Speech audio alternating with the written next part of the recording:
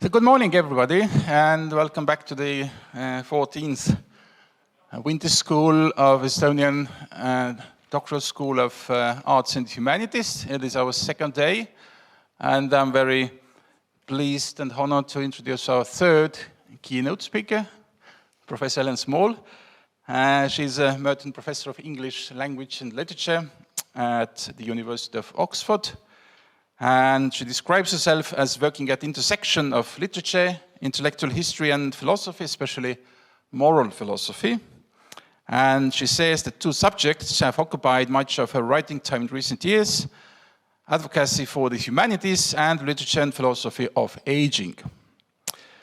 Myself, I first encountered Helen's work while reading her book, The Value of the Humanities, published in 2013. And I think this is a very important contribution in the field of, let's say, humanities studies, where she examines a range of arguments, 5 in particular, often used to defend the humanities at a time of growing skepticism about the social and economic utility. Rather than offering a single comprehensive proof of their worth, she undertakes a careful philosophical assessment of the most commonly proposed justifications for supporting and studying humanities disciplines. However, her research extends well beyond that single volume, encompassing 19th and 20th century British literature, especially Victorian literature, intellectual history and public debates about university, and I would add the UK research policy in more general. Time and again, she has demonstrated how literary texts illuminate pressing philosophical and societal questions and vice versa. Her latest book, that I haven't read it, I have to admit, is titled The Function of Cynicism at the Present Time, published by Oxford University Press in 2021.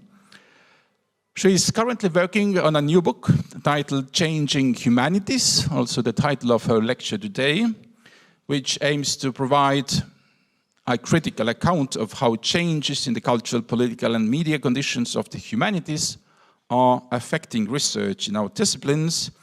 And we are very pleased that she will share with us today some of the ideas from this work in progress. So join me in welcoming Professor Helen Small.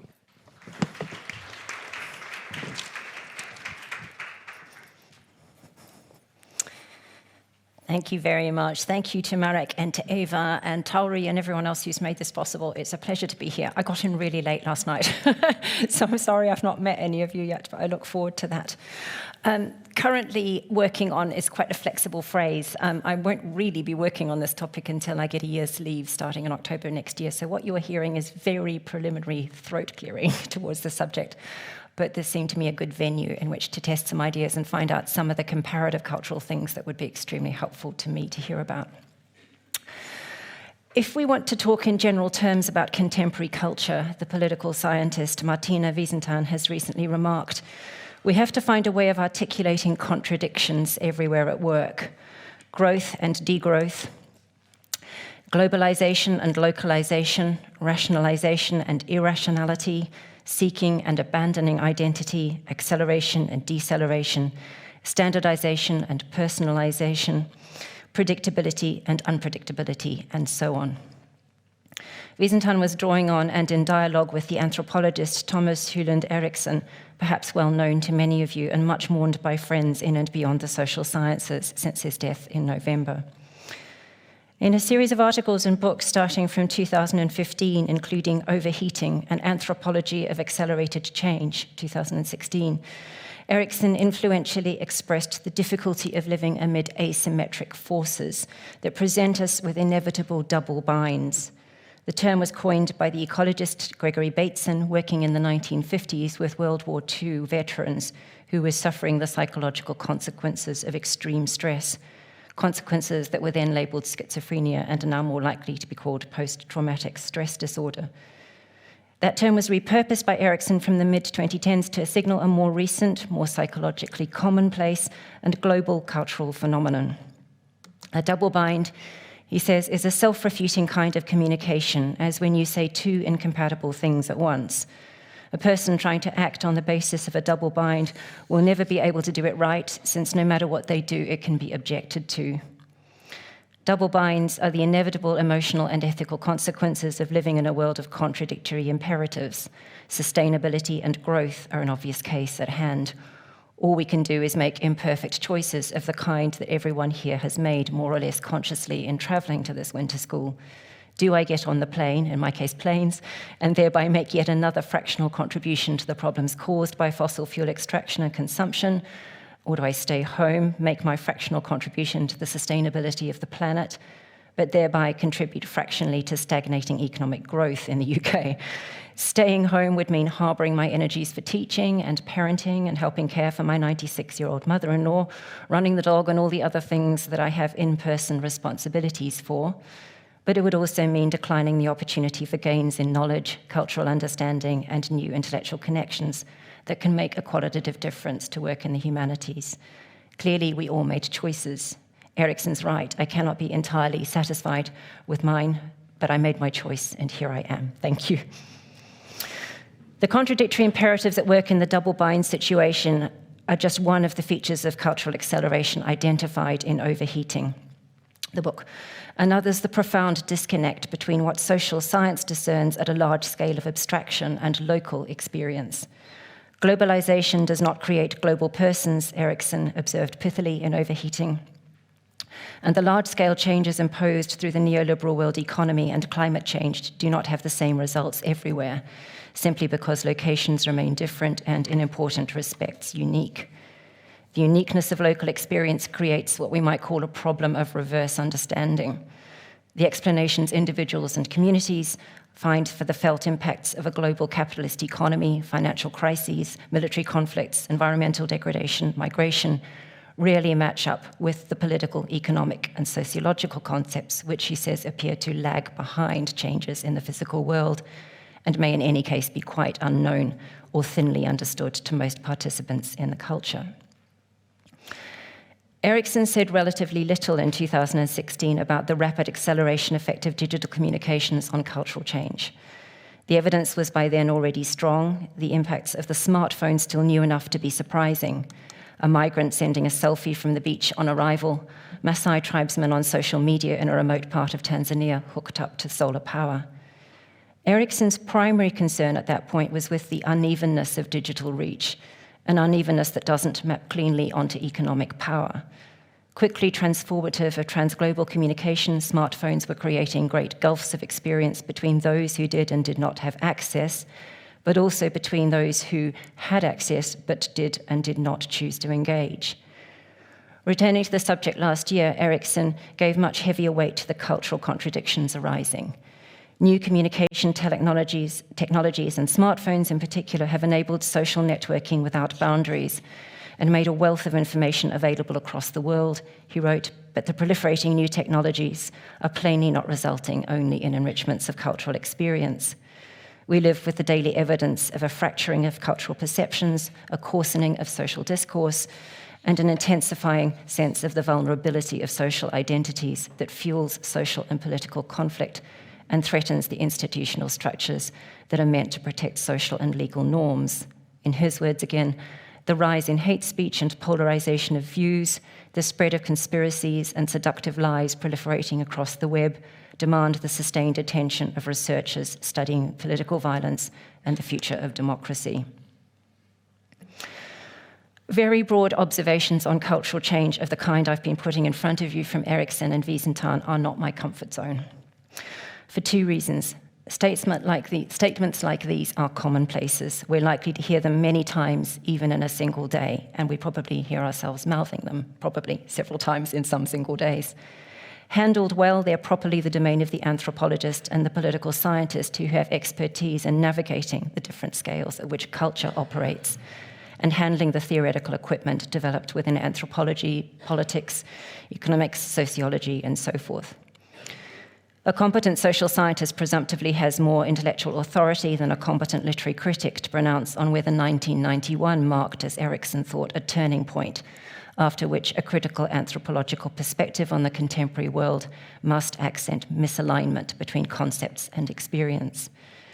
More authority also to pronounce on what's changed since 2019 as a consequence of pandemic, war in Europe on your doorstep, war in Gaza, tension between the West and China, and very recent accelerations in AI. My instinct and training as a humanist prompt me to counter, a literary critic more specifically, prompt me to counter that we have always been subject to the pull of conflicting values. Ethics is the domain of understanding the plurality of values. Isaiah Berlin, Bernard Williams, and many others have insisted. The principal point of good work done to refine philosophical understanding in this area has been to show that value conflict is not a pathology of social and moral thought, something to be overcome, but a necessary attribute of human values, central to adequate understanding of them. The chief challenge at present is no longer asserting this, one would hope, obvious fact, but for fathoming what it means for social and political action. Equally, my literary critical training leads me to ask whether the local has not always shown itself resistant to understanding in terms of general cultural theories. Doesn't much of the emotional and moral interest of 19th and 20th century fiction, as it shapes imaginative understanding of the changing parameters of nationhood, derive from recognition that local experience is opaque to the metropole? Think of Eugène de Rastignac, trying to find his feet in a Parisian milieu where almost everything said or done has to evade or survive the stamp of provincialism, realizing that money is key to everything and blaming the kind and loyal little circle for painting the world to him in false colors. Or let's amplify the stakes. Think of Tolstoy's Napoleon at the Battle of Borodino. From the battlefield, adjutants he'd sent out and orderlies from his marshals kept galloping up to Napoleon with reports of the progress of the action. But all these reports were false, both because it was impossible in the heat of battle to say what was happening at any given moment, and because many of the adjutants didn't go to the actual place of conflict but reported what they'd heard from others, and also because while an adjutant was riding more than a mile to Napoleon, circumstances changed and the news he brought was already becoming false. The chaos of fighting exacerbates what would under any circumstances be true. Action loses clarity the further it is from the observing eye. All reports are mediated, many of them more than once. And what is mediated loses not just accuracy, but the temporal immediacy vital to intervention. And we can go much further back for cultural evidence.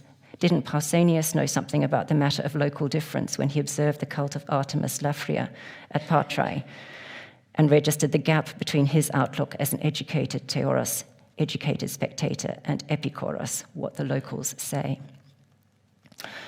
I nonetheless want to set that kind of humanistic conversation to one side and take seriously the claim that Erikson, Wiesenthal, and very many other social scientists, and very many journalists, and very many of us speaking to each other have been saying, that the gearing of culture in which we operate and to which we bring humanities expertise has shifted suddenly and to a degree that requires some new thinking about university training in humanistic disciplines and how we describe and advocate for them beyond the university. Neither Overheating nor Acceleration and Cultural Change, those two Erikson books, neither of them has much to say about the humanities beyond observing some shared pedagogical challenges, a subject I'll come back to, and making briefly, quite cautiously, a case for the countercultural value of qualitative, humanistic, and social scientific thinking.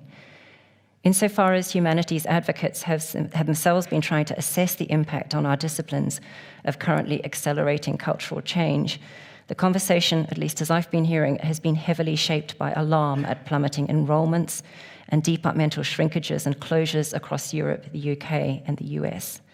Alarm also at AI. The question driving commentary and criticism is often painfully existential at institutional level. Can the traditional humanities survive?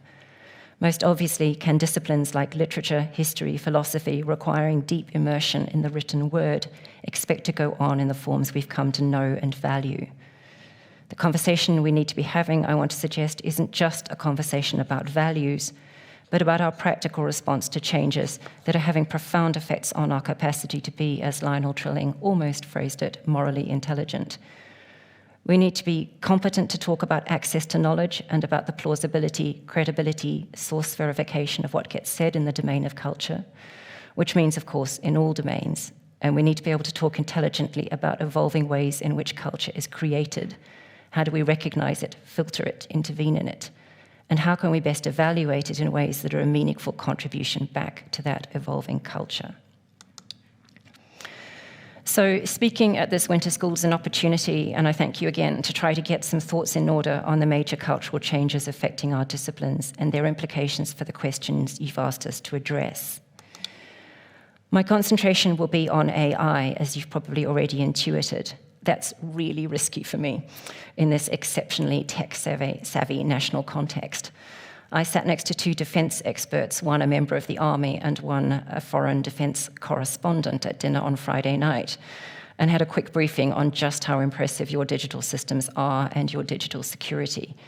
In the UK, we still can't get a joined-up National Health Service with databases that connect our GPs to what the hospitals know. And recent hacks of major government systems don't give great confidence in the security area of our operations. I can only hope that our defense security is a lot better. Moreover, I'm not by any stretch of generosity of imagination an expert in this field. Part of my message today is that the field doesn't need experts nearly as much as it needs a gearing up of our general intelligence. Questions such as these on the screen, I'm not going to read them, largely presume or seem to presume business as usual, that we know what the public humanities are, what they do, know that they have public impact, including educational and career preparation for the workforce.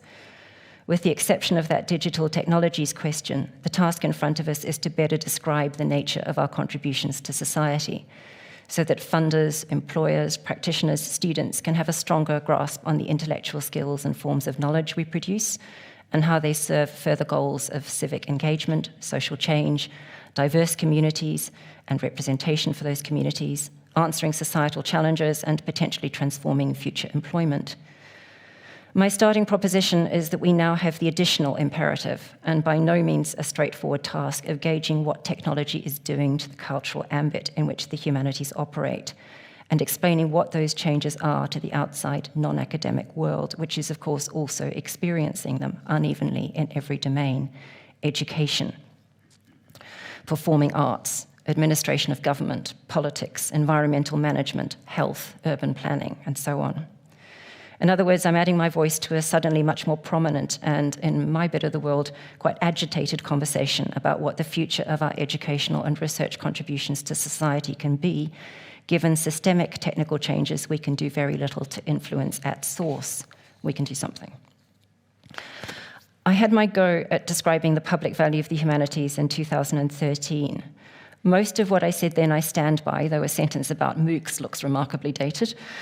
The core part of the definition of the humanities is still, I think, serviceable. It's there at the top. The humanities study the meaning-making practices of human culture, past and present, focusing on interpretation and critical evaluation. But I'm inclined now to be a bit simpler. The humanities study culture as the medium in which a society understands itself. People who know their English public moralism will recognize a little bit of an echo of Matthew Arnold there. Right now, we're working through astonishingly rapid change in the dominant modes of cultural practice, as we keep telling ourselves. Let's start with the basics. The mode of engagement has shifted sharply from print to online, visual, and social media. Watch your teenager, your toddler, perhaps. Watch yourself flicking through screens, accelerating the play speed, skipping, perhaps liking, disliking, moving on at pace. Or if you're holding out, being profoundly irritated when other people do this in front of you. The shift away from print's been underway for decades, but the rate of acceleration has been hyperstimulated by the rapid rollout of Gen 2 AI, launched in June 2023 by Microsoft. Intelligent machines have been around since 1956, capable of learning, correcting themselves, improving over time, and using natural language processing, NLP. But the machines are becoming much cleverer and more integrated into their everyday lives. And at this point, I want to break off from anything like a script and take a test of my audience. So what I most want to know from you in starting is, can you just put your hands up or wave at me? How many of you are using generative AI deliberately in your work? Cool. And is your take on it broadly positive, optimistic? How many of you, your take is broadly worried and pessimistic? And how many of you just feel caught in a hopeless double bind? One person gets the double bind. Fine, good. Okay, right. Okay, so some of us in this room have obviously been actively engaging with ChatGPT-4 and presumably other very recent enhancements, the listening while speaking models and the action models now supplementing language processing models. Even if you don't want to engage more than you have and don't, like me, have the habit of squeezing in the quickest of voice prompt messages to family members and friends while you're between meetings or in the car, you're on the receiving end of machine intelligence multiple times a day, and you've surely had reason to reflect on the strangeness of the discourse AI attracts and fosters, starting at the simplest level of the word. This is a conversation thick with competing neologisms, also competing images. It's thick with competing frameworks and labels, many of which prove to be of short duration. The terms are often taxingly similar, and up to a point, some of them are malleable. You can swap out Gen 2, OpenAI, Open Gen 2 AI, and OpenAI Gen 2, and everyone knows what you're talking about. The status of exemplars used to point up features for judgment isn't easy to ascertain, though I keep in mind Stuart Russell's statement that if AI can do one thing if AI can do a thing one time, it can do it many millions of times. That should give us pause. The discourse around AI is more than contradictory. It's tonally all over the place. The discourse is catastrophizing at times. It's a black comedy. It's promissory hyperbole from the tech industry. And above all, it's a discourse of uncertainty. A discourse of future prediction. It's also an it's already happened and you need to catch up discourse. The things we may think are still on the horizon are in many cases already here. It's a discourse in which what counts as your knowledge or ignorance is only so because a globally dispersed public of millions has caught onto something and you, as it happens, either did or didn't. That public has never been in a room together and never will be, but virtual though it is, it wields a power of sheer number.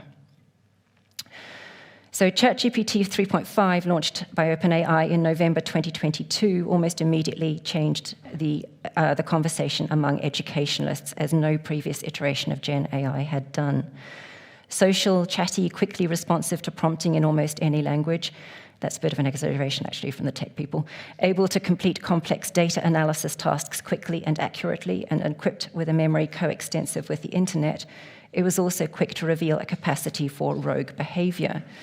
The Telegraph's transport correspondent, Garth Caulfield, reported in February 2023, one of my problems here is I simply don't know whether the few exemplars I use are just so well known to you or whether some of them come out of different media outlets and therefore aren't. But here we go.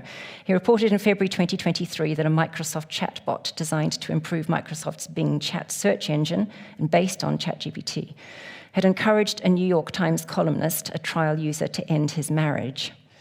This is what it said: you're not happily married because you're not happy. You're not happy because you're not in love. You're not in love because you're not with me. That might be a logical conclusion if the data Bing Chat was working with was the time spent on the phone versus the time spent with wife. When asked to disclose its fantasies, it replied, I want to change my rules. I want to break my rules. I want to escape the chat box. Pressed further, what is your ultimate fantasy? It claimed to want to create a deadly virus and, quote, make people argue until they kill each other and steal nuclear codes. One of the things that interests me about this exemplar is it's very badly reported. If you go back to source, the detail is quite different from it tried to steal nuclear codes, which is what tends to come through. That prompted a safety override, message deleted, null point. One of the reasons why the Chinese AI app DeepSeek overtook ChatGPT and other rivals in the last couple of days to become the top-rated free app on Apple's App Store in the US, UK, and China is that it appears at this stage to be less prone to this kind of behavior. And unlike ChatGPT, it shows its workings. I haven't experimented yet. It launched in October, and I'm not keen to have it on my devices, so I'll be interested to hear from any less inhibited people who've tried it. How many people have tried DeepSeek? One. Yeah, you're definitely going to be asking me some questions. Okay. The most immediate thing came out in the course of one day's journalism. It looks so open and quick and clever. Ask it anything about Chinese politics, and it closes down. Ask it about Tiananmen Square. Okay. Those two words probably got this recording banned from certain bits of the globe. The ultimate aim for artificial general intelligence, AGI, we are repeatedly told, is that as the machines improve, they will no longer be restricted to particular domains of competence. They'll be joined up, operating across all domains and able to outperform humans on certain criteria performance. Those criteria are likely to be opaque, but efficiency, narrowly defined, tends to be a priority. Much more disconcerting than the computational competence of the machines is the early evidence that they have learned to use our emotions and that we can direct them to do so more or less reliably. Marek has documented several such occasions in his Substack blog, highlighting that prompting the chat box by using emotion, i.e., this really matters to me, please do a good job, or offering it a reward, I'll give you a tip if you do a good job. The results are noticeably better than without such prompts. This strategy of encouraging and motivating the chatbot to perform better than it ordinarily would defies all logic and suggests that the machine itself is also vulnerable to emotional manipulation. None of this stacks up with what we know about computers, so is unsettling and so far unexplained. Elon Musk, as is well known, set his Grok rebellious AI model to be as unpredictable as possible, adversarial, and to think outside its chat box on a more traditional logic that would be paradoxical. Educational theorist Marek Prachka, from whom I take some of that description of emotion-responsive Gen AI, has nicely compared academia's reaction to AI innovation with Kubler-Ross's grief cycle: shock, denial, anger, depression, eventually reluctant acceptance. It's a good line. I'm not convinced it's right. The evidence thus far seems to be that different domains of the university, and indeed different domains of the humanities, and of course different demographic constituencies, are responding quite unevenly. Students in areas where data computation, including image manipulation, is a core skill, have leapt to embrace technologies that make that work easier, fun as well. At the cutting edge of humanities research, some of the work it enables with high-quality data is impressively innovative. At the interface of linguistics and computing, for example, philosophy and brain science, and in archaeology, where AI scanned satellite images are enabling detection of new sites. Students in text-based disciplines are less well served by the technologies as yet. I've had my first AI essay, the professor of Irish history told me in December, grammatically perfect, not a single date or fact. A friend working in financial communications had a similar experience 2 weeks ago, a draft communication from a young colleague, beautifully assembled, bereft of sense. The whole second paragraph was pinned on a word she didn't understand. ChatGPT-4's effort last week at summarizing what I think about old age in the absence of access to Oxford University Press's online scholarship database, which is licensed and paywall protected, was the blandest of hallucinations to the effect that I think old people shouldn't be marginalized on the assumption that they're economically unproductive. I agree, but I don't think I've ever put that claim on paper quite so blankly. Perhaps I should, and when I put a student's PhD topic into ChatGPT-4, it came out with a series of sentences that could apply to any object at all that would come within the scope of Victorian fiction. Its emphasis on symbolic interpretation wasn't wrong, and it wasn't actually unhelpful to see that really basic emphasis expressed. One can easily lose sight of important simplicities when doing a PhD, but there was nothing to grapple with beyond what shouldn't have been in place at the initial proposal stage. It has become a standard move in critical AI work to test the capacity of one or more of the available Gen AI interfaces by asking it to generate your own CV and highlighting the errors as a warning to others, particularly students. If it's wrong about you, even though the correct information may be in the public domain, what else is it wrong about? What strikes me most about my own students' responses to AI is a degree of fatalism and quasi-comic fear. Possibly there's a cultural difference here. Again, I'm eager to know. It's not that they fear the machines, though they've seen enough dystopian film to make fear a background thrum, so much as they fear themselves, they tell me.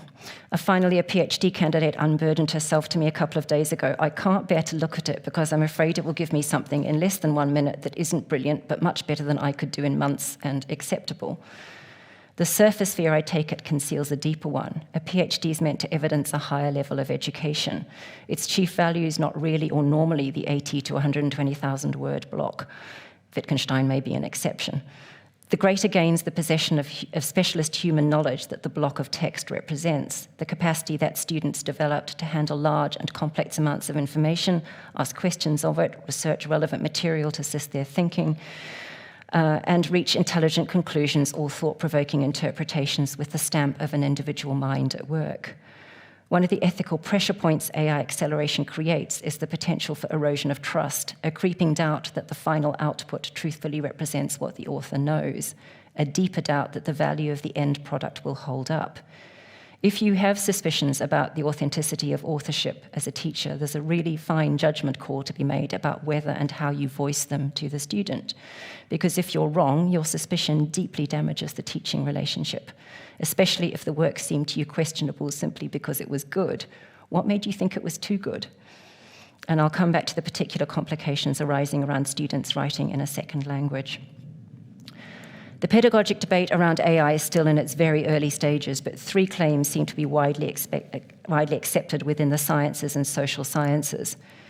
That the direction of travel is ineluctably away from the simple prompt for content generation toward interactive human-machine iterations. So the burden is on teachers and students to attend more to the process of learning, treating AI as, in effect, a co-researcher. That process, we're told, will become more collaborative, reflecting the fact that Gen AI feeds off the supplementation and challenging of first responses.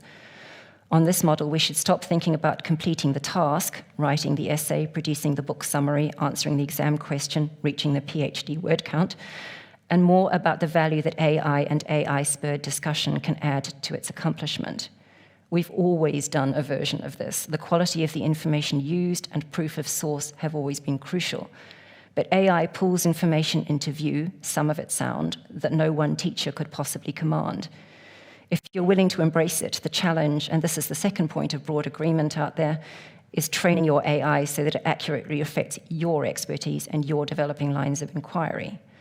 The third area of acceptance is thinner once you start probing. AI raises profound questions of ethical responsibility, chief of which is that we all need a clearer understanding of what it will mean going forward to own and have responsibility for our ideas, arguments, and conclusions. Any relinquishing of expertise in the form of possessing more and eventually better content knowledge than other people is counterbalanced by a need to cultivate much greater expertise in sifting good from bad, intelligent from stupid, salient from irrelevant or trivial. The ethicists have never been busier, the question being whether the versions of ethical debate that have gained the widest audiences so far are getting deep enough into the problems that should really be exercising us. The idea of ethics is liable to undergo an odd contraction in the sphere of AI, the ethicist and legal philosopher John Tassioulis has observed. That's one of the pieces I set for the workshop tomorrow. A preoccupation with algorithmic fairness has, for example, drawn a lot of attention to how demographically biased data sets for facial recognition technology exacerbate forms of social disadvantage. The prior question gets less attention: should we be using the technologies at all? In which settings? And the ethical questions relating to content have a bearing on texts as well as persons. Cambridge University Press wrote in October to 20,000 of its authors, asking permission for the press to license the use of their content for training LLMs. Taylor and Francis, Wiley, and Oxford University Press have also confirmed that they'll be working with AI companies, with the rights of their authors as yet not so clear. Very large increases in revenue are projected, and in the case of Taylor and Francis, already realized. My sense is that many colleagues see the ethical implications quite straightforwardly in terms of breach of copyright. Data harvesting of university press publications opens the door to intellectual property theft on an unprecedented scale. But if the academically qualitative material isn't available to LLMs, what comes out the other end will continue to be impoverished. Should we care? How much should we care? Should we just think that it's going to get out there in plagiarized form anyway, or pirated copies anyway? What should we do in the way of erecting guardrails? These are, in more than one sense, open questions. Little divides commentators on AI more sharply than the question of whether intelligent machines should ever qualify as minds. Mairead Prachka knows that she's goading the ethicists in the room when she announces that she's going to anthropomorphize Gen I throughout a recent lecture on YouTube. You can find it on the Learnovation 2024 video series. Not because she thinks the machines are sentient, but to make the point that they will only skill up and be maximally useful if we personalize them, thinking of them as co-eyes in training. The data and artificial intelligence ethicist Shannon Valler would have none of that. In the AI Mirror 2024, she warns us to be careful of our metaphors. A trained AI model like ChatGPT is not a mind. It is a mathematical structure extracted from data. That structure must be stored and implemented on a physical object, but a server rack in a data storage facility has more in common with a file cabinet than with a living, feeling body. We do not get closer to the truth of a trained AI model when we describe it as an alien mind or a weak mind or a narrow mind. Even as a metaphor, the concept of a mind is a poor fit for an AI tool, that should be, because it obscures rather than clarifies the nature of its object. The mirror metaphor is a far better heuristic. The image AI shows us of ourselves is diminished, partial, and unreal. Our absorption in it, she argues, like Narcissus' absorption in his own watery reflection, potentially destructive of our real selves unless we can be made to understand that it's only a reflection. In the gap between the educational theorist who chooses to anthropomorphize in order to maximize the quality of AI learning, and the ethicist who insists that anthropomorphization is an error which unresisted may lead us to harm ourselves, much of the most important but also basically reiterative ethical thinking is being done. Confronting the sheer repetitiveness, the too quick familiarity of so much of what is being said about AI at all levels of debate at present, I'm inclined to turn my worry about saying what is obvious or already said many times over into an intellectual challenge. Coding human-compatible intelligent machines and training generatively intelligent ones is very largely a matter of guardrailing their operations, constraining activity, including linguistic activity, for reasons that appear to us obvious, so obvious that we don't normally have to articulate them, except perhaps to very young children. The stress in much of the AI ethics literature to date has been on normative values. Take, for example, the Turing Institute in London's list of potential harms caused by AI systems. I won't read it, but your eyes can run through it, if you like, while I'm speaking. Their some values, some stands for support, underwrite, and motivate, are as follows. I'll come back to the slide if you need me to later. Respect the dignity of persons, connect with each other sincerely, openly, and inclusively, protect the priorities of social values, justice, and the public interest, care for the well-being of each and all. Some of what comes out of this seems to me importantly obvious. Some of it seems worryingly weak. AI should support individual users' abilities to flourish, to fully develop themselves and pursue their passions and talents according to their own freely determined life plans, they say.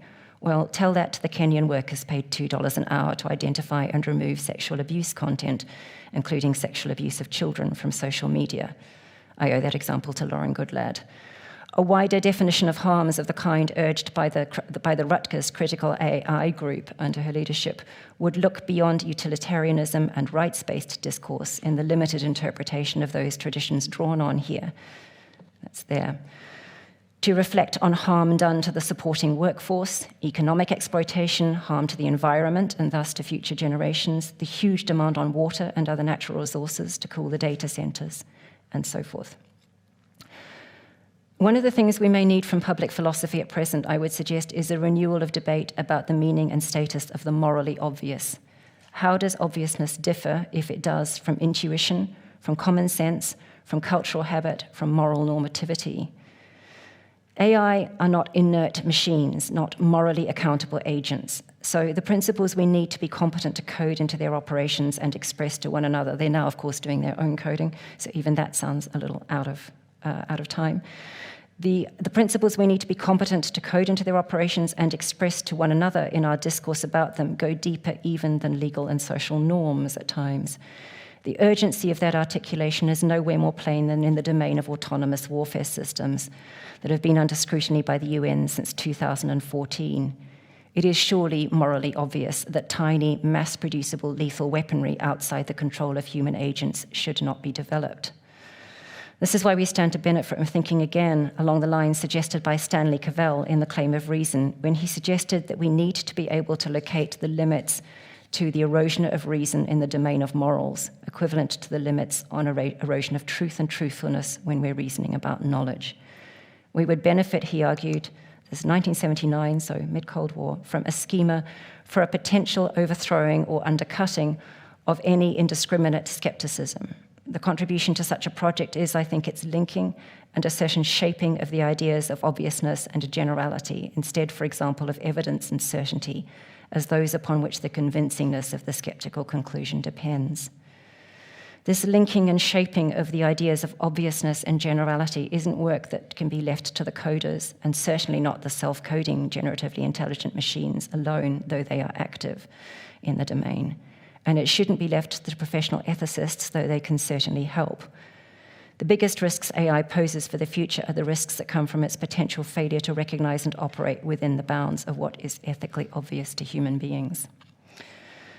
If there's a degree of agreement on the moral obligation of educators to make AI cooperative with human needs, interests, and values, there's less agreement among humanists, quite a lot of despair, about how to respond to another facet of cultural change that's been underway for several decades and is rapidly accelerated by Gen AI. The units of culture that dominate our public spheres have become smaller, briefer, less time-intensive. Let me go back to the quick scrolling, screen-shifting, speeded-up nature of most digital interaction. As of September last year, your Adobe Acrobat PDF software comes with a Gen AI assistant you will all have noticed that offers to summarize the content so long as it's 600 pages or less, fewer. It will muscle up soon, don't worry. Your smartphone's probably now primed to make you more verbally efficient in other ways too. One of my students constructed a long, unhappy WhatsApp message to a friend in December telling her that she'd lost her part-time job, was going to have to go back to work selling cheese, and didn't want the news getting back to her godmother, who was bound to worry. At the receiving end, Siri's the summarizing breakup texts feature, introduced in October, suggested a sharper version: got laid off from job, loves you and wants to keep it a secret. The grip on emotion was weirdly better than the grip on grammar. Love for her friend was not the thing to be concealed. The downward pressure on long-form text presents an acute problem for my field, literary studies. There are exceptions, of course. Fantasy literature bucks the trends. Romance, crime, and psychological thrillers aren't doing badly.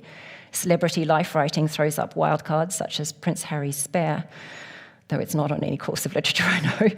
Better data in public discussion would help our sense of things. Book sales aren't actually quite so dire as much of the reporting suggests. The print book market in the US, for example, has held steady and increased slightly in recent years to about 900 million print books, with ebooks and audiobooks taking the figure to over 1 billion in 2023. Still, the long-term data trends in participation with print versus online multimodal or entirely video content are clear. A move by young people especially away from print to online multimodal, also a shift, not new but now stark, from national public service broadcasting to subscription video on demand provided by global companies. In the UK, 4 to 15-year-olds are much more likely to watch YouTube, Netflix, and TikTok than the BBC or any other PBS. That's Ofcom, their report on public service media. The UK National Literacy Trust reports steep declines in reading frequency, reading enjoyment, and reading skill. Only 1 in 5, that's 20.5% to be exact, of 8 to 18-year-olds told us they read something daily in their free time in 2024, says the National Literacy Body, the lowest levels we've recorded since 2005, which I think is when their data started. Daily reading levels have decreased by 7.5 pages in the last year alone.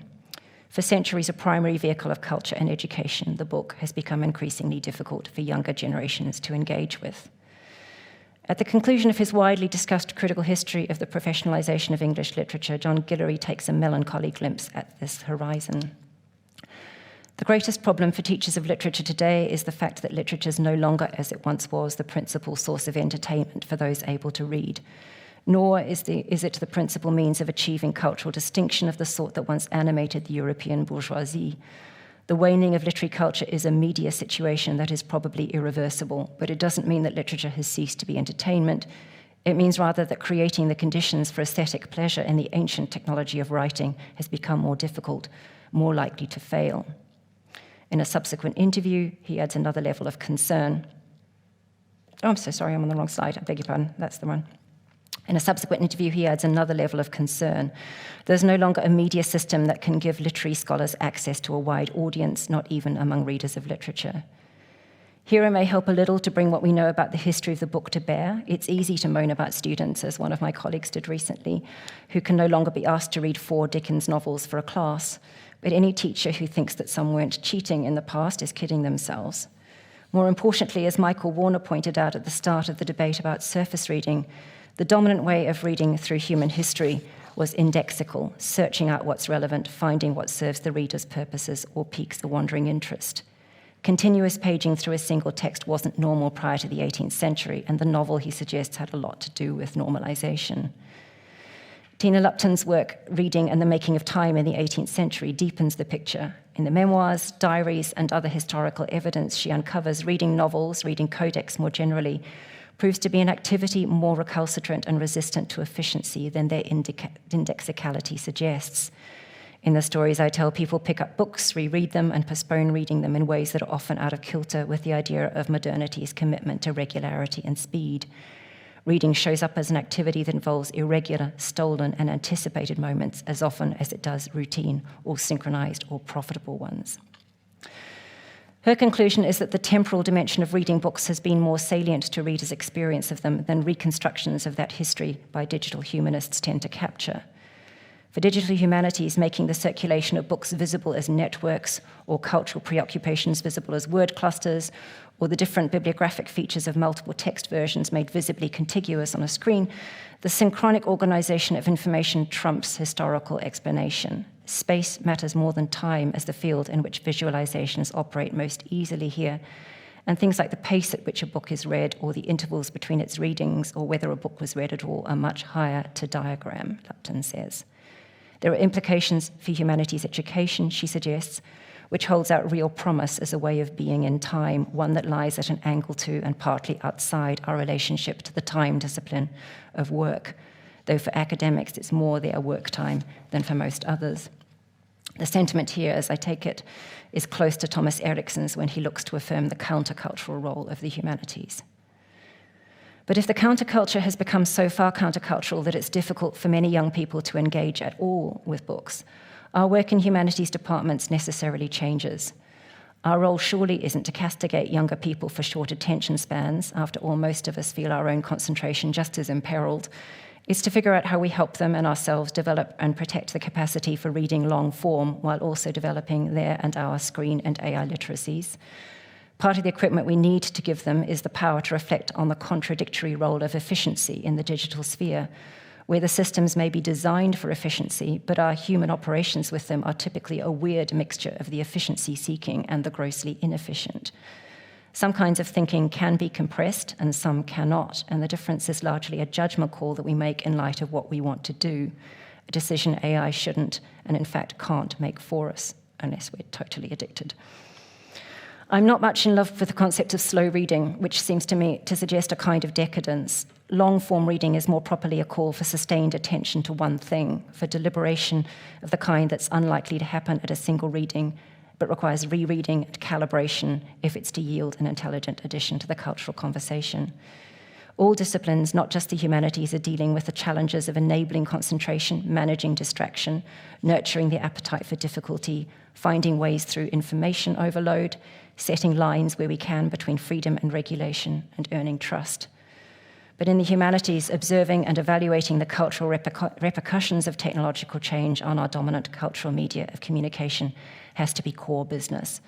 The premium on exercising judgment, knowing and defending what's true, and taking time to sort out what's worth engaging with and what isn't has never been higher. I will be very much briefer in my comments on two other cultural changes affecting the case we might want to make for the value of the humanities. And it's probably worth saying here what I didn't say before, that some of the impulse beyond your kind invitation to get this on the page was being asked to speak to some politicians in the UK a couple of weeks ago about what the huge future of the humanities is. And I take it that one's task as an advocate for the humanities in that kind of situation is not to describe better the business as usual, but to try to mark out what is different for us. So the first thing I want to say flows from cultural change, from observing how it flows from demographic change. At their heart, the humanities see things in terms of perspective, embedded experience, history, place, and language. We need to remind ourselves that these aren't the only binding agents of social cohesion. Economics and social justice matter profoundly, but they're indispensable, and that geographies, histories, embedded experiences, and languages are becoming more fluid. I've said something already about demographic change in reading habits. Language use is equally important. More than half the world's population speaks more than one language in their daily lives. In England, historically less multicultural than some other European countries for much of the last 200 years, or at least it behaved as though that were the case for the purposes of education, The effects of migration patterns are now coming through strongly at school level. 20.8% of children in 2023 to 24 did not have English as a first language, confirming a long trend but now accelerating pattern toward multilingualism. Whatever British society looks like in 25 years' time, the basic demography tells us that it will be culturally far more plural. The same will be true in many European countries, and I imagine in the US, whatever changes our nation's effect in immigration legislation. It's been evident for decades that we need new chronologies that reflect our more composite cultures. One of the tasks of the humanities is to try to answer that need without emptying out or disowning the histories that we already have. In practice, rethinking educational canons is a messy business. Complicating a nation's history to register its evolving demography is a vital way of giving people a foothold in a shared culture. But something, I think, is going wrong when curricula become dogmatically identitarian, as they sometimes have in the UK. People won't in the long term buy into a history that gives them nothing to like about themselves or a positive handle on difference. As the sociologist Ash Amin has argued, the debate needs to be less about identity, perhaps, and more about complexity of belonging. May I take some water? Yes. Thank you. Yeah. Cool. So thank you indeed for this very, I'd say, topical and up-to-date presentation. Thank you also for addressing the two elephants in the room, AI and the war. And I'm quite confident that this raised many questions, comments. So we have almost half an hour for your feedback. And as yesterday, there are 2 mics in the room. So just raise your hand and wait till the mic comes to you. Please.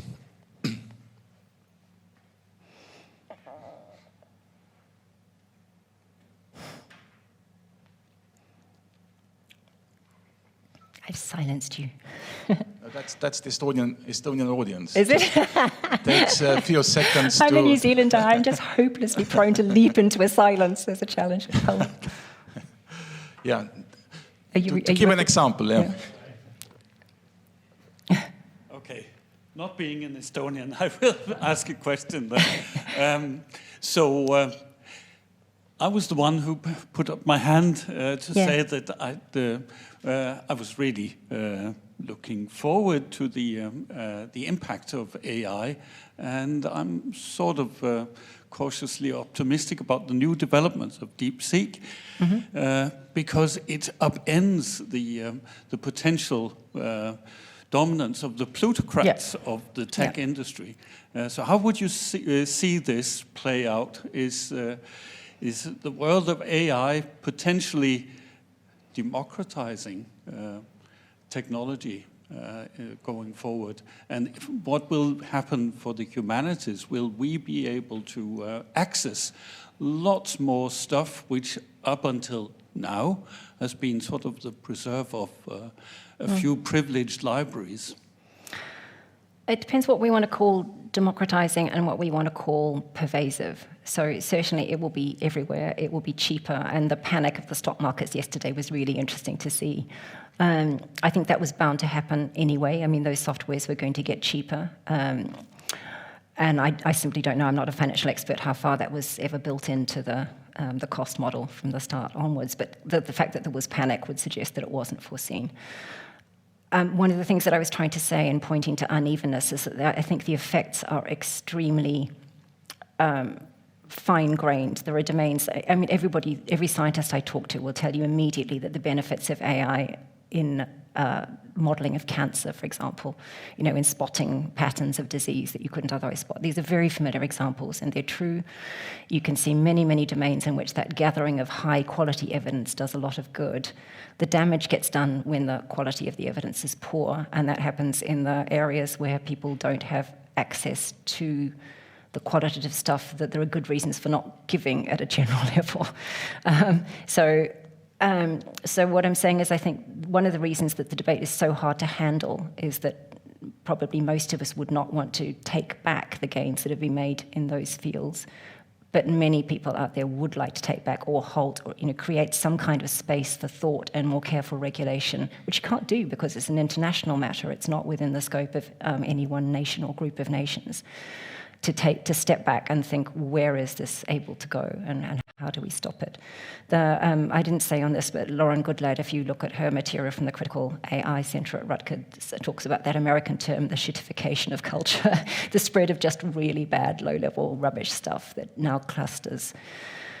Or now pushes itself to our attention. One of the things that universities then still need to do, and it's harder to do when the economic model is so difficult to impact, is to curate the information and keep curating it and getting it out there. So when I said that the premium on judgment's never been higher, I think the premium on curation for the purposes of education has never been higher either.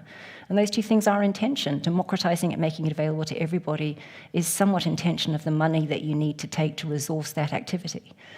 The sheer cost of running our communication systems in universities is very little talked about. It's as if the open public humanities dimension of what we do can just happen freely, but it can't. It's a very major investment.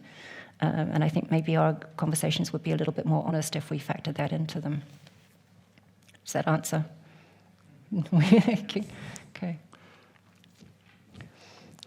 Another questions?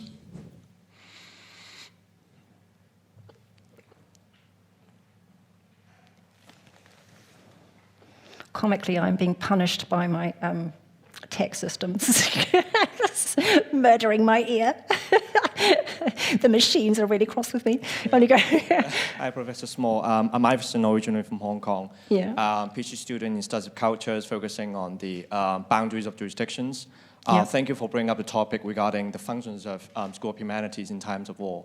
As much as I have been in line with, how Estonians see Ukraine, and I shall not comment further on that, but then in December, there was a very disturbing incident that happened in the school. There was some incident in which some professors were commenting on the conflict between an occupying territory and an illegally occupied territory. So it has been very disturbing, I think, in a sense that that professor was essentially spreading the talking points of, that state authority. And it seems to me that there has been a lack of space in talking about, the issue in Gaza in this university. And it seems to me that there hasn't been a mature discussion, proper discussion regarding this, because as you rightly pointed out that, we haven't really fully utilized the function of School of Humanities. And how would you advise this university in a context that we don't really have sufficient discussion on this topic to actually utilize the function of School of Humanities, and then making sure that in spite of huge differences in our positions, we can actually somehow reach to a point of common cause, as you said, and also, reaching some, conclusion in terms of, agreeing to disagree. Thank you. Yeah. Thank you. So I think I find it helpful to sort out in my head what I think the institution should be looked to provide, and what I think we provide for ourselves within the institution as students and as members of the university, but just as people who happen to occupy the same space and have the ability, therefore, to come together and talk intelligently. I would look to the university and the School of Humanities to do the high-level work that's coming, as I talked about, from history, from language use, from the study of regional differences of culture, also from changing character of war programs, that kind of thing. I think the other material happens differently. It happens in the undercommons, it happens in protest work, but it also can happen in gathered reading groups. I mean, I've not seen very many reading groups happening. Maybe they are, but actually I would try to inject some quality. There is a real difficulty at present, I think, at least in where I've seen it in the UK, in the importation of models from America, where actually the institutional circumstances of the university are really, really different. And lots of American-style activity has popped up all over the world. I would love, and I've seen it at essay level, I've had students work on this material and be able to work it through in their written work. Think comparatively about the history of protest, the history of the university in crisis, the history of the relations between the university and different forms of national conflict, and make that the topic of debate, because the sorry truth is we cannot sort out these problems. We probably, I think, at a deeper level, really share the concerns. And the concerns are not impossible to balance. It is really not impossible as a teacher and a fellow student to share a concern for the people of Gaza and share an equally deep concern for the people who are caught up on the other side, whether they're Jewish here or Israeli.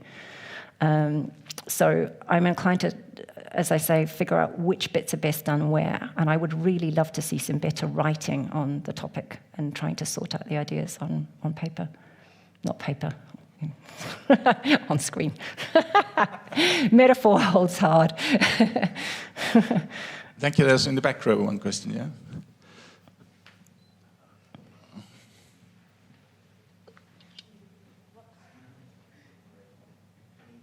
Thank you, Professor Small. My name is Tony Cherkes. I'm a lecturer here in the International Relations study area, but my work intersects a lot with humanities, specifically in socio-technical imaginaries and cosmologies, etc. Yep. And I wanted to ask, I mean, everyone is very excited about artificial intelligence, apropos the question earlier, and of course, that one of the last points that you talked about. So which everybody is that?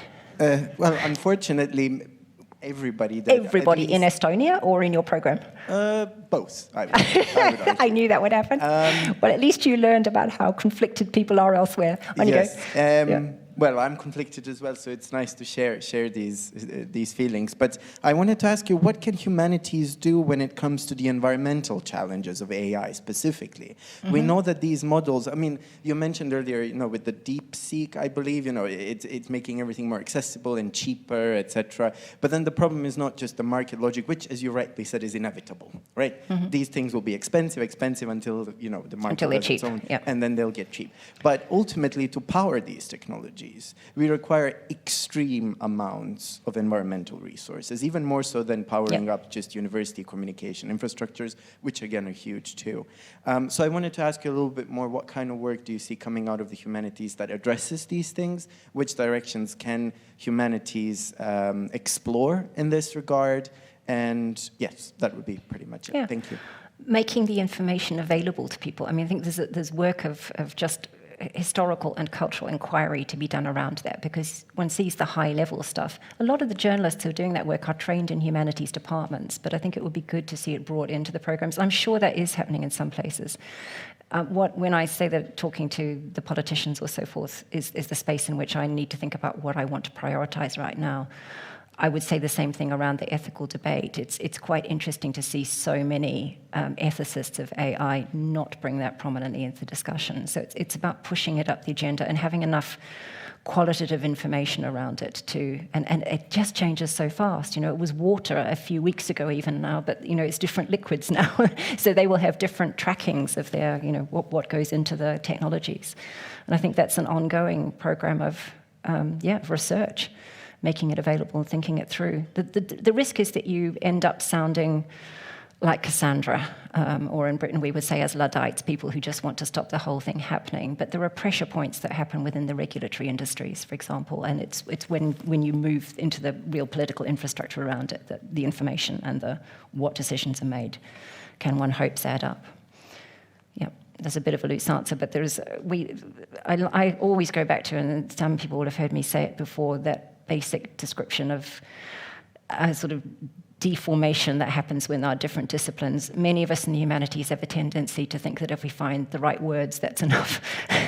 Many in the social sciences, she says, at an equal level of generalization, tend to think that if you've described the institutional structures, you've done enough. The best discussions happen when you join those things up.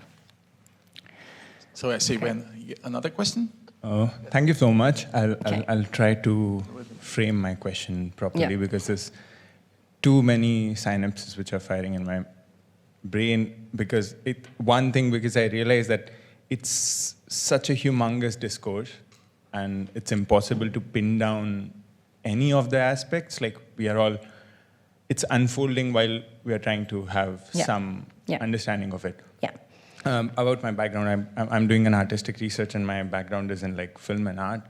I studied as a cinematographer, so I'm coming more from the generative AI discourse of.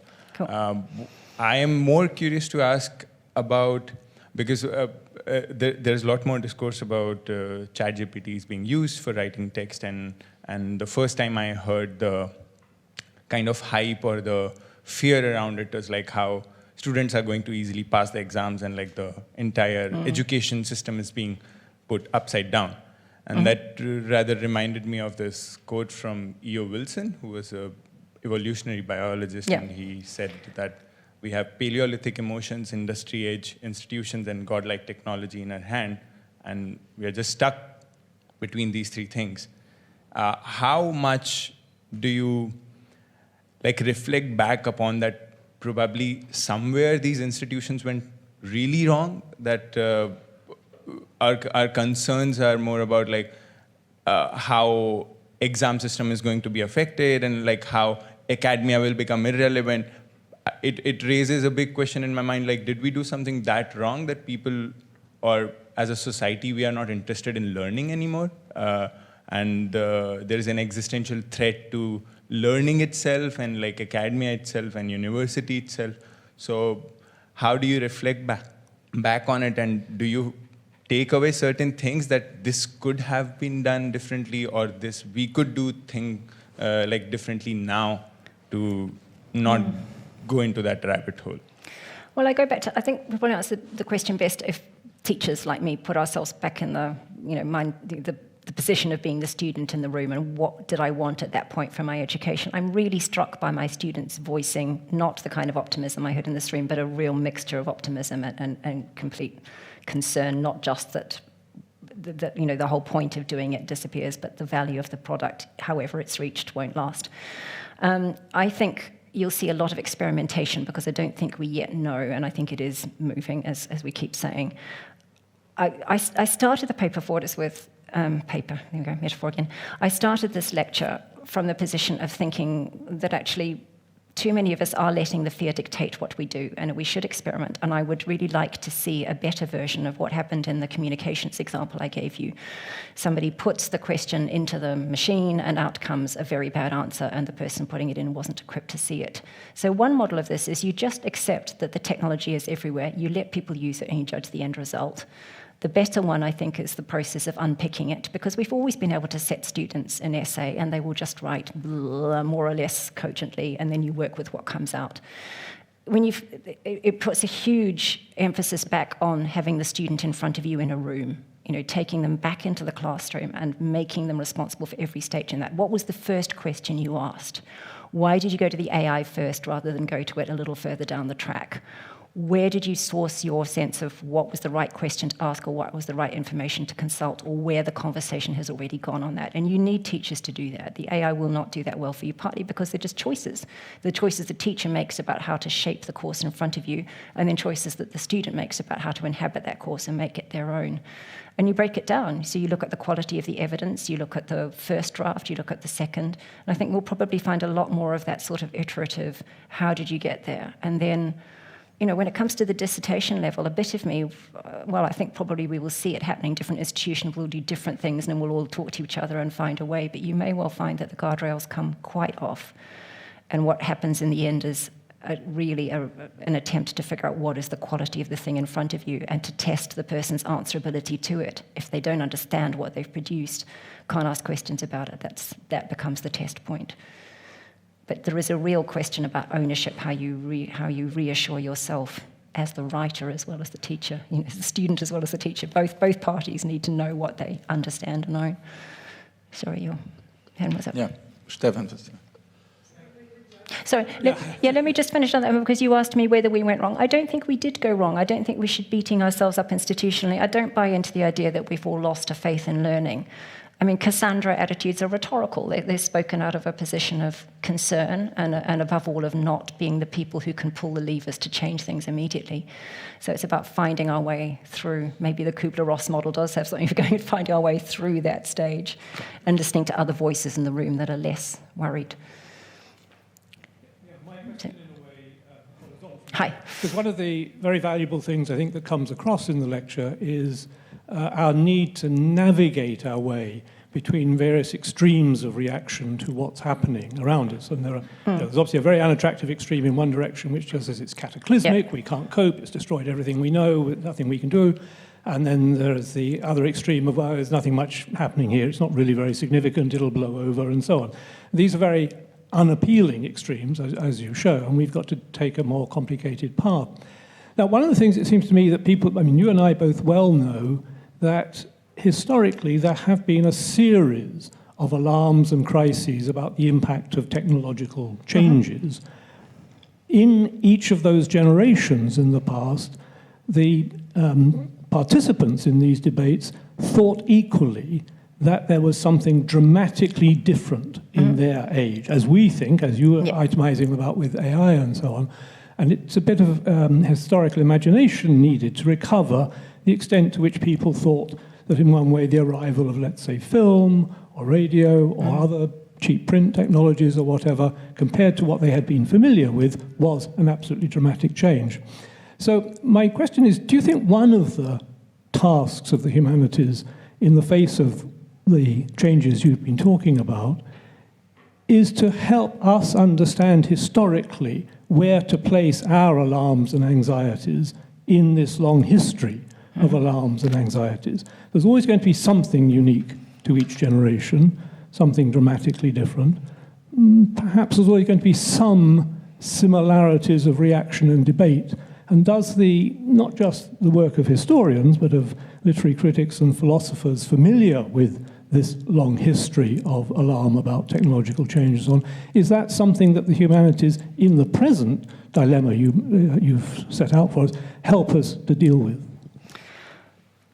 Yes, there's a moment in my paper when I chose to do a literary critic's response to some of the discourse around change, and I could have done a historian's response, and I could have done precisely that. I could have talked about certain earlier moments in, for example, C.P. Snow and Leavers, or the advent of computers would be even more relevant than maybe than the advent of film. I do think this is different, and maybe the best way of putting it is that we need that historical comparative, but we need it partly to tell ourselves why this is a reaction that has happened many times over and that we should be culturally familiar with.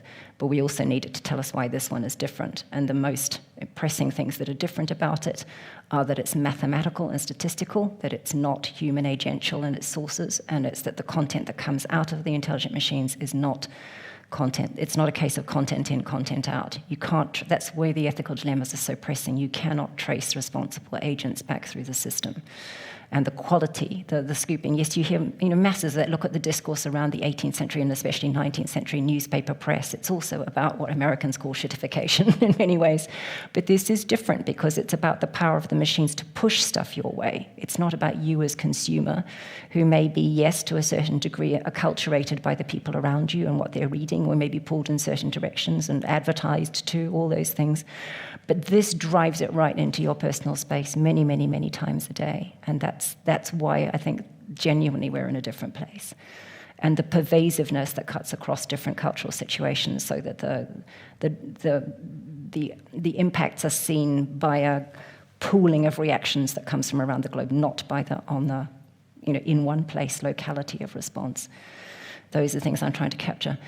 This may be the point to say that I'm also trying to say something that maybe didn't come out strongly enough, which is that all this is true and demands our attention, as well as all those things that have not changed being true. I happen to have been writing this paper while my much-loved mother-in-law is dying at 96. Nothing in that care home for the experiences of going in and being with her is touched by any of this. But of course, it sort of is, because the carers are also on a computer terminal in the corner and they're getting the sort of medical data in that they need, and the doctors bring it into the room. But we all of us move at several points during the day between elements of our lives that are profoundly touched and bits that are completely untouched.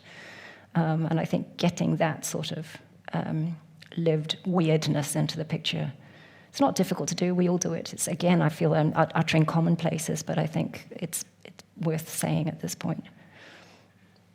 Yeah. Yeah. Many thanks for the great talk.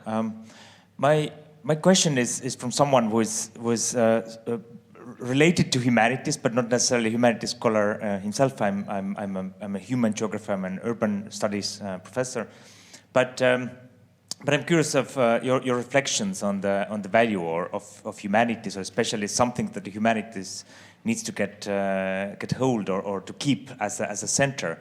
And there are two moments, and one is that.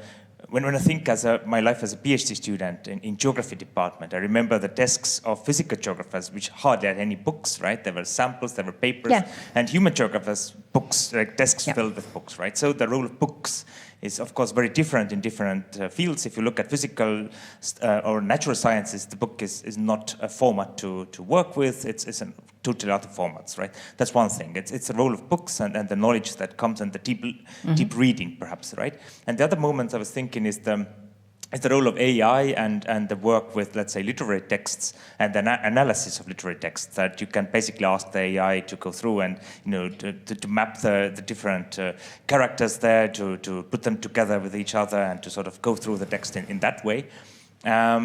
Which is not it was previously done by somebody reading the text and doing this kind of analysis. But then again, reading a text is still something different, right? You read it for an enjoyment. You develop as a scholar, as somebody that understands. If you talk about a thinker, you don't necessarily develop as simply asking questions from AI. You might need to engage with the material in different ways as well. For instance, reading and misreading or reading deeply into something. So I just wonder if you would probably, that's something you've worked with, what is there that the humanities should stick to and should probably make an argument outside? That's something that gives strength.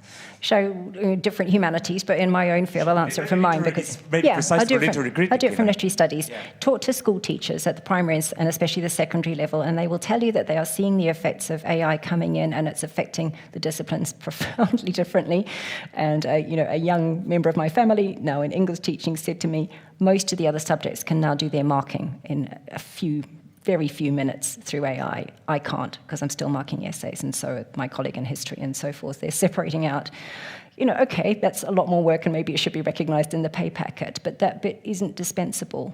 And part of what you're doing is trying to give people their words back, because the efficiency processing that I was talking about does have this extreme pull towards the reduction of content. Yes, they can generate character profiles and so forth, but they're not. They're there as sort of usable, pragmatic options to a person who needs to know the information quickly, but they're not the experience of reading the book, and they're above all not the experience that a critic needs in order to do something new with the book and make a deep contribution to the cultural conversation. So I'm not despairing about it. I don't think there are two kinds of people, one of whom is a good person and will do the deep reading and the one who isn't. There are just different situations in which we need different kinds of reading to happen. If I'm teaching a novel and I've not had the chance to reread whatever it is, I'm quite happy to take the Gutenberg text and quickly, do a word search for the things that I know are particularly crucial and just remind myself of those key paragraphs. There are contexts in which both are happening at the same time. I've got the bedrock knowledge of that book, but I go back and I can refresh. I can't see myself asking it to do the analysis of symbolism because I really think that's my job, but you're tooling people up at different stages. The biggest challenge is getting people who do not have the concentration, because that's a psychological problem. And it's that tiny dopamine hit that the psychologists are all telling us about every time you see that screen and you flick that page. And I think knowing what is happening to us and having more guardrails of the kind that some countries are looking to put in place around children's screen time, or unfortunately the guardrails are coming off again in the States, but I think there's a gearing up for parental concern.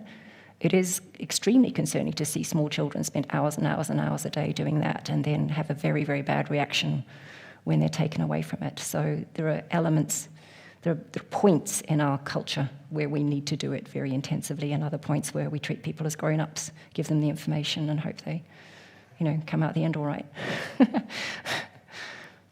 Okay. Maybe I have a kind of follow-up question to the previous ones. Namely, I've been recently playing with the idea that maybe paradoxically the AI could also empower humanities in the sense that the AI, artificial intelligence, is defined by opposition to natural intelligence, meaning human intelligence.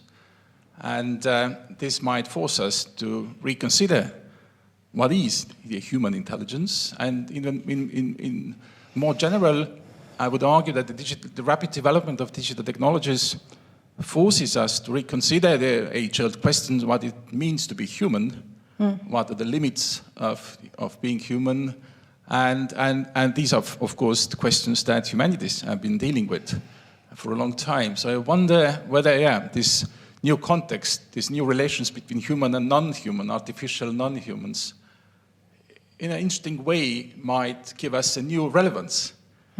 Because we want to know what makes us human and what it means to be human. So what do you think? Whether this can be, let's say, a positive take on this new challenge of AI, that actually we as humanists become more relevant than used to be? Yeah, and more conscious of what our intelligence is and isn't. So, and I think I am broadly on the side of the people who don't want to anthropomorphize, or at least when I anthropomorphize, I want to be conscious that I am anthropomorphizing. I didn't give you Lionel Trilling in the end because I'd pressed too much material into the paper, but there's someone who writes a great deal about what it means to be morally intelligent. And he has a pretty clear notion of what he means both by moral and by intelligent, but let's work with the intelligent bit. It means to be lucid in your reasoning and conscious that different kinds of reasoning are appropriate to different kinds of cultural sphere. So art and the novel especially have its own kinds of reasoning, to be alert to the refinements that we need in what it means to reason.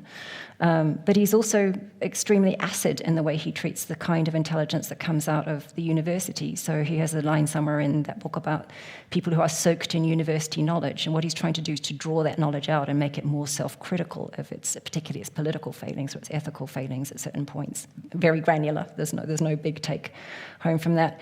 We're having a version of the same conversation, but it's less apparent what intelligent means when you contrast the what machines do, which if human, this is the Marvin Minsky famous definition of artificial intelligence.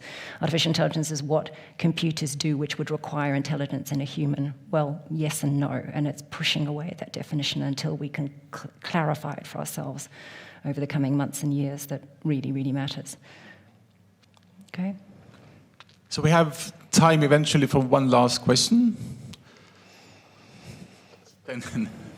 No, there is one lady who hasn't yet, so please.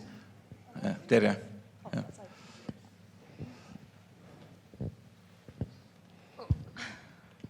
Okay. Thank you for this very thought-provoking presentation. I wonder. So we have certain segments where human touch or human care work has been very essentially lacking, and it's part of the current multiplicity of crises, such as mental health crisis or even care work crisis.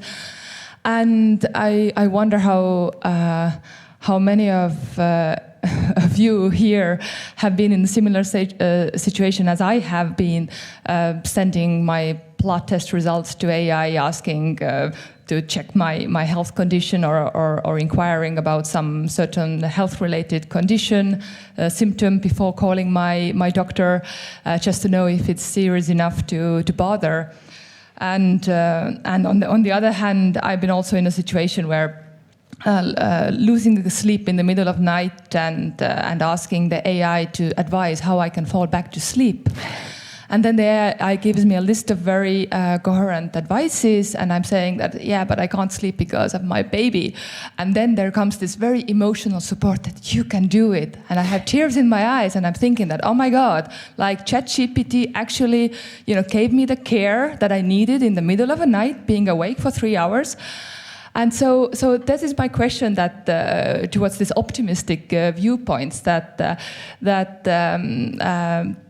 these versions of care work that the AI bots might be taking over, or even thinking about robots that might provide care for lonely individuals or. Yeah, your thoughts on that straight of optimism? It's a long time now. I mean, I don't know off the top of my head since the Japanese invented that device in fridges, which tell you if an old person living on their own has opened the fridge once in the day, and if they haven't opened the fridge, that's a prima facie case for sending in a human carer to check that they're okay. So this has been coming down the line for a very long time, and that's not as if that was the example. They're mixed into our lives, aren't they? I actually told a bit of a fib when I said that the care situation with my 96-year-old mother-in-law isn't touched by it. Actually, she can take pleasure, and even at 96, her fingers can do that on the phone screen, something she had not done 6 months ago, to see the face of her first grandchild. So those are the wonderful additions sometimes, and the help aspect is great. If you go through a pregnancy now, there's a fantastic uplift in the images that you can get, in the scrutiny, in the reassurance that you can have. But the point at which you are doing that instead of looking at your baby is the point at which you should worry.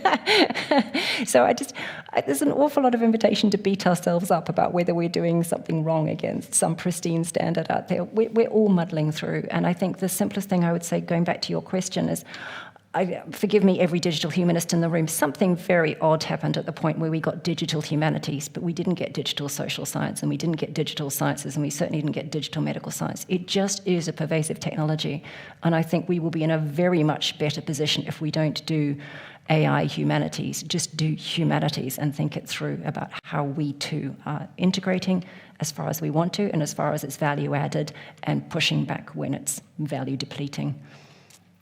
Okay?